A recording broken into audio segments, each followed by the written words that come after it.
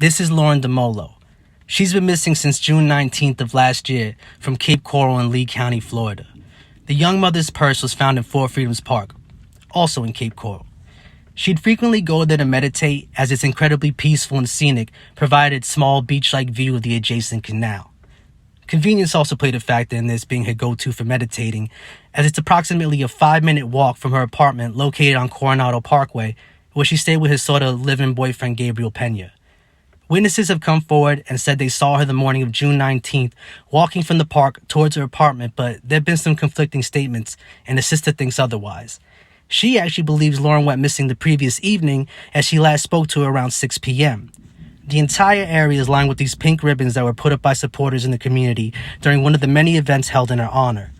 Lauren was going through some ups and downs leading up to her disappearance, but she was working to improve her situation.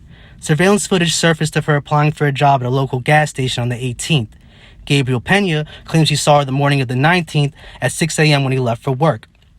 He can be seen here in his mugshot from a domestic violence arrest previous to dating Lauren. He claims to have passed the polygraph, and the police say he's been cooperating, but the whole situation consists of nefarious characters, like this piece of shit, Carl Michael Crow. This is his mugshot from an arrest for mishandling fucking human remains. Lauren was reported to be romantically involved with him in like an on-again, off-again relationship, but this guy's linked to some fucked up shit. Then there's Victor, Lauren's mother's boyfriend that lives across the street from the park where Lauren's purse was found, and also apparently a planted shirt. He was also working with Gabriel Pena at a flooring company at the time of Lauren's disappearance, along with some other shady coincidences. There's their work van.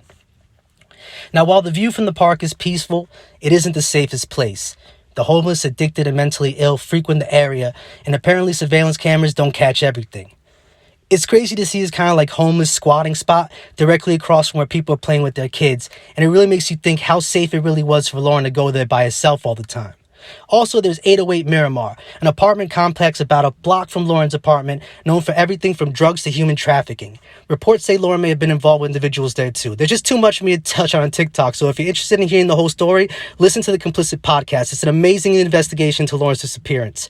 Like when I first moved to this area, even before I fell on hard times, I was shocked to see how many cases of missing women would pop up daily just in Southwest Florida.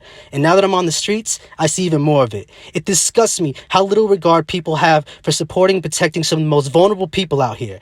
I'm a familiar face now. People know I live out of a hotel and I ain't got a pot to piss in and nothing to lose. The streets are still talking. Someone knows something and they're more likely to talk to me than some under-equipped police force or some PI that smells like a cop from a mile away. Not saying I'm gonna solve this thing. I ain't no vigilante, but this shit needs to stop.